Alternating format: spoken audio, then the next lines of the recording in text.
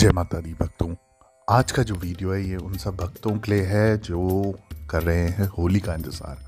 जी हाँ, इस साल होली कब है, क्या है होलिका दहन का शुभ मुहूर्त, और जान लें आप भद्रा काल। तो 2023 में होली कब आ रही है, होलिका दहन कब करना है, किस तरीके से पूजन करना है, क्या विधि है, क्या उपाय हैं, क्या टोटके हैं जो आपको होली के दिन अवश्य करने हैं। समझ जानकारी होली को लेके इस वीडियो के माध्यम से बनाने जा रहा हूँ। आपसे निवेदन है इस वीडियो को ध्यानपूर्वक पूरा सुनिएगा ताकि हर एक चीज़ जो होली पे करनी है या करनी होती है उसका आपको मार्गदर्शन मिल सके, आप कर सकें, ताकि घर में सुख समृद्धि आए। घर में जो संकट है, अगर बड़े बड़े संकट भी चल रहे हैं आपके घर में, अगर होली पे बताए हुए कुछ उपाय आप कर लेते हैं या होली पे विधि विधान से पूजा कर लेते हैं तो आपके वो समस्त संकट कट सकते हैं। साल में एक बार ये त्यौहार आता है, इस त्यौहार को जाने ना दे, ध्यानपूर्वक ये वीडियो सुने। सबसे पहले बात करूंगा मैं कि हिंदू धर्म में दिवाली के बाद होली का त्यौहार सबसे बड़ा त्यौहार माना जाता है। पंचांग के अनुसार फाल्गुन पूर्णिमा को प्रदोष काल में होलिका दहन होता है और उसके अगले दिन यानी चैत्र कृष्ण प्रतिपदा को होली खेली जाती है। रंगों के त्योहार होली में लोग एक दूसरे को रंग, अबीर, गुलाल लगाते हैं और बधाई एवं शुभकामनाएं देते हैं। इस साल होलिका दहन की तिथि पर सुबह में भद्रा रहेगी। और आप ये जानते हैं कि होली आपको कब मनानी है, होलिका दहन आपको कब करना है, वो मैं आपको समय बता देता हूँ। सबसे पहले मैं बात करूँगा होलिका दहन 2023 की।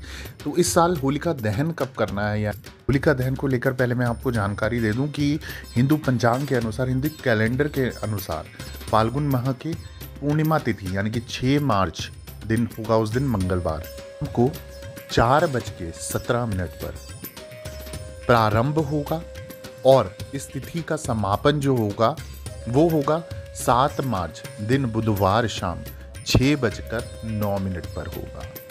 फाल्गुन पूर्णिमा तिथि में प्रदोष काल में होलिका दहन होती है। ऐसे में इस साल होलिका दहन 7 मार्च मंगलवार के दिन पड़ रहा है।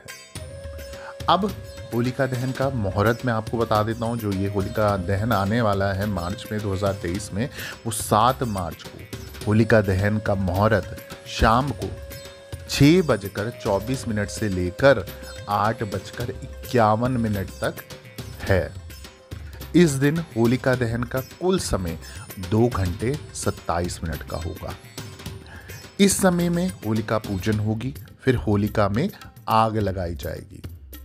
होलिका दहन के दिन 7 मार्च को भद्रा सुबह 5:15 तक है।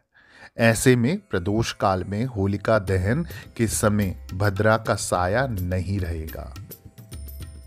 को दोनों चीज़ें ही क्लियर कर देता हूँ कि भद्रा काल और प्रदोष काल का अर्थ क्या है। सबसे पहले तो मैं बता दूँ, भद्रा काल जो होता है, भद्रा काल को अपवित्र या अशुभ काल माना जाता है, इसलिए इस अवधि में कोई भी कार्य करने से बचना ही अच्छा विचार है। अशुभ और शुभ कार्यों को भी भद्रा के शरीर के अंगों की स्थिति के अनुसार विभाजित किया जाता है। तो इसमें क्या है कि हिंदू पंचांग में शुद्धि में भद्रा काल का विशेष महत्व होता है। शास्त्रों के अनुसार देखिए तो पृथ्वी लोक की भद्रा सबसे अधिक अशुभ मानी जाती है। बात करते हैं प्रदोष काल की। तो प्रदोष काल का अर्थ होता है सूर्य अस्त के पश्चात रात्रि के आने से पूर्व का समय प्रदोष काल कहलाता है। प्रदोष काल का मतलब है सूर्य अस्त के 45 मिनट पहले और सूर्य अस्त के 45 मिनट बाद, ये जो समय होता है ये प्रदोष काल कहलाता है। तो बात करते हैं होली को लेकर। जो 2023 की होली है वो किस दिन पे है, क्या समय है। तो होलिका दहन के अगले दिन, जैसे कि हम सबको पता है कि होली का त्यौहार मनाया जाता है। ऐसे में इस साल जो होली का त्यौहार है वो 8 मार्च उस दिन होगा, बुधवार का दिन होगा, जिस दिन ये 8 मार्च को होली मनाई जाएगी। 8 मार्च को चैत्र कृष्ण प्रतिपदा तिथि शाम 7:42 तक है। होली का महत्व भी मैं आपको साथ साथ बता देता हूँ कि भगवान विष्णु के परम भक्त प्रहलाद को आग में जलाकर मारने के लिए उसके पिता हिरण्यकश्यप ने अपनी बहन होलिका को तैयार किया। होलिका के पास एक चादर थी जिसको ओढ़ लेने से उस पर आग का प्रभाव नहीं होता था। इस वजह से वह फाल्गुन पूर्णिमा को प्रहलाद को आग में लेकर बैठ गई।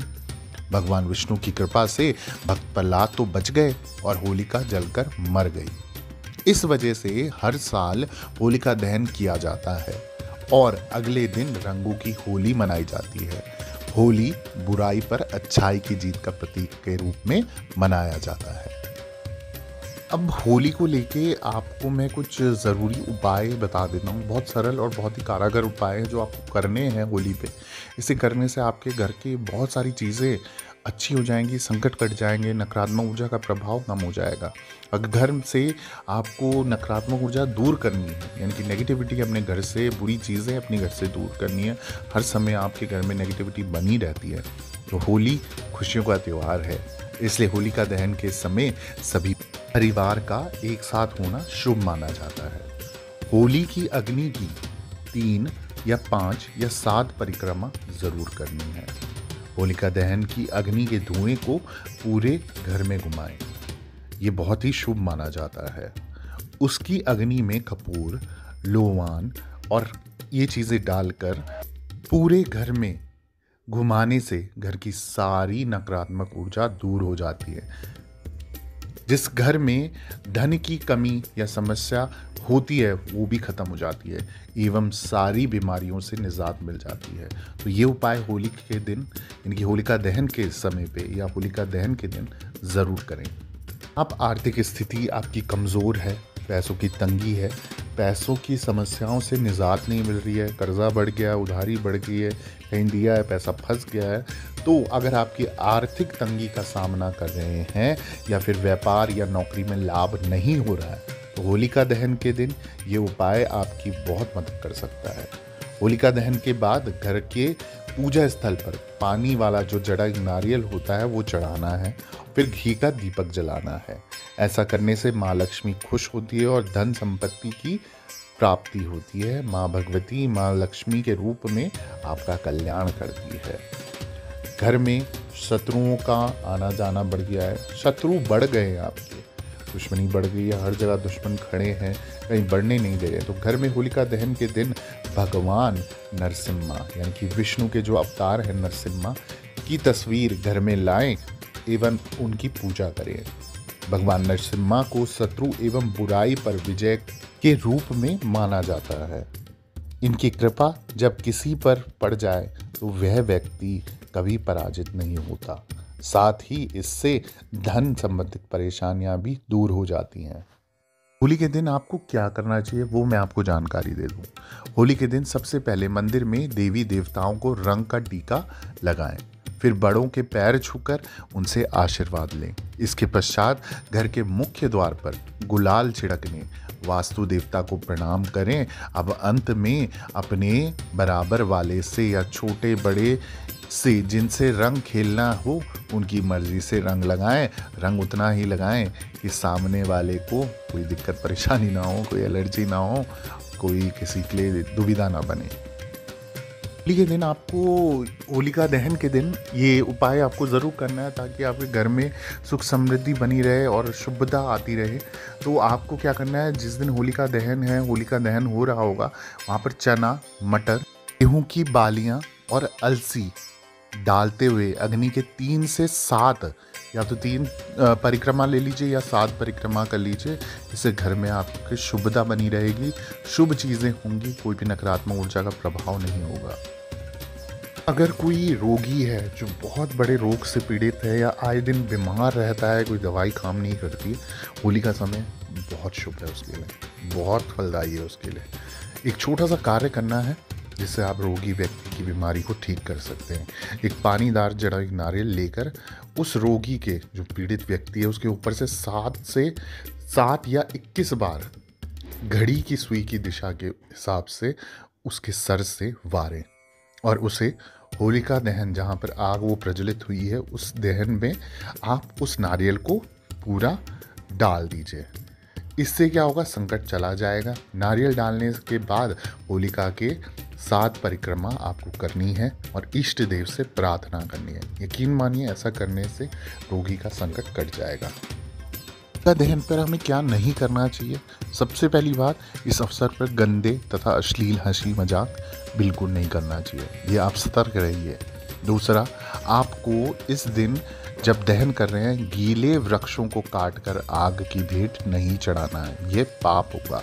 तो होलिका दहन के दिन ये 2 चीज़ें आपको नहीं करनी चाहिए। होलिका दहन के दिन होलिका दहन को लड़कियों को क्यों नहीं देखना चाहिए, इसके पीछे धर्मशास्त्रों में बताया गया है कि होलिका दहन की आग को नवविवाहिता युवतियों को नहीं देखना चाहिए। मान्यता है कि होली दहन की आग जलते हुए शरीर का प्रतीक होता है वो। इसका मतलब है कि आप अपने पुराने शरीर को जला रहे हैं। इसलिए नवविवाहित लड़कियों को होलिका की आग नहीं देखनी चाहिए। एक और सवाल आता है, वो आता है क्या गर्भवती महिलाएं होलिका दहन कर सकती हैं? तो मैं आपको जानकारी दे दूं कि होलिका की आग को जलते हुए शरीर का प्रतीक माना जाता है, जैसे मैंने आपको बताया। ऐसे में मान्यता है कि नवविवाहित कन्याओं को होलिका से उड़ती लपटों को नहीं देखना चाहिए। साथ ही ये भी मान्यता है कि गर्भवती महिलाओं को भी होलिका दहन करने नहीं देखना चाहिए। तो ये थी समझ जानकारी होली को लेके और होलिका दहन को लेके, इसके उपाय थे। अब इसके अलावा कोई भी आपकी समस्या है, कोई संकट है, कोई जानकारी आप मुझसे लेना चाहते हैं या डायरेक्ट मुझसे जुड़ना चाहते हैं, आप इंस्टाग्राम की आईडी के माध्यम से मुझसे जुड़ सकते हैं। मेरी आईडी का नाम है ऑफिशियल देवी भगवती शक्ति के नाम से है। इसमें आप मुझे डायरेक्ट मैसेज भी कर सकते हैं। मैं रोज़ शाम को लाइव दरबार लगाता हूँ जिसमें मैं आपके सवाल लेता हूँ, वहाँ पर भी आप अपने सवाल पूछ सकते हैं। कैसा भी किया कराया, कोई भी संकट हो, कोई भी परेशानी हो, आप उससे मुक्ति पा सकते हैं। तो आप डायरेक्ट मुझसे संपर्क कर सकते हैं। बाकी इसके अलावा मैं यही प्रार्थना करता हूँ, देवी भगवती सच्ची शक्ति माँ डाट काली के दरबार से जो भी भक्त जुड़े उनकी मन इच्छाएं पूरी हो, अंधन के भंडारे भरे, माँ भगवती उन पर कृपा बनाए। सभी भक्तों को जय माता दी, जय माँ डाट काली।